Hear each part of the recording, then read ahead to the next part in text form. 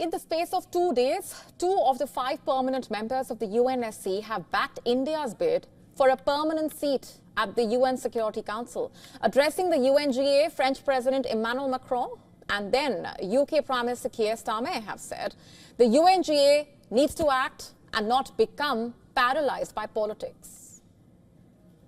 Has to change to become a more representative body, willing to act, not paralysed by politics. We want to see permanent African representation on the Council. Brazil, India, Japan and Germany as permanent members, and more seats for elected members as well. Starmer's backing for India is nothing new, except for China. All the 4 other permanent UNSC members have long argued India's case for a permanent place on the UNSC. And why not? Have a look at India's credentials. India is a founding member of the UN, consistently supporting its aims and objectives with concrete action. India is actualizing UN goals from international peace to security and safeguarding human rights. India has sent over 200,000 peacekeepers to the United Nations. That makes it one of the largest contributors of troops and police personnel towards global peacekeeping. India is a strong advocate for protecting the rights of women, children and people with disabilities. At every forum, India has led the charge on efforts to combat climate change.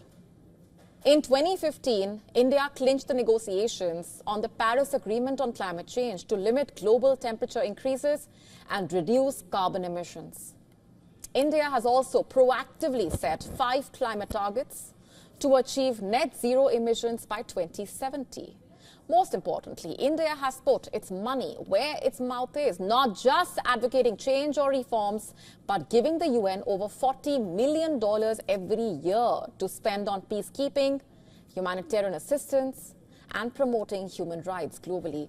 India has articulated the growing needs of the Global South, underlining the significance of institutional reforms to maintain the relevance of the United Nations. The facts as they stand are undeniable. India is more than qualified to have a permanent seat at the UNSC. So then, why doesn't it have it? 4 of the permanent members, France, Russia, the UK, the US, have all endorsed India. Some, like Russia, have been at it for years together. But does their support ring true?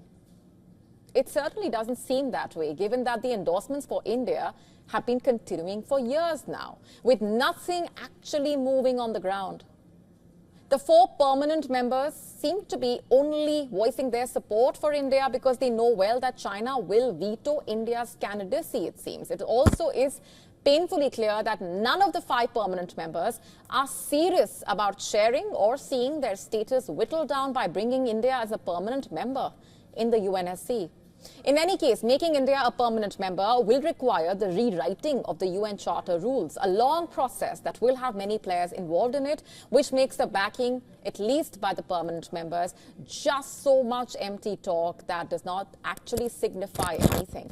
Highlighting the increasing global backing for India's permanent membership at the UN Security Council, External Affairs Minister Dr. S. Jaishankar has said sometimes things are not given generously, and one has to seize it. In India's case, this is certainly the demand of our times. To stay up to speed with the latest news, download the WION app and subscribe to our YouTube channel.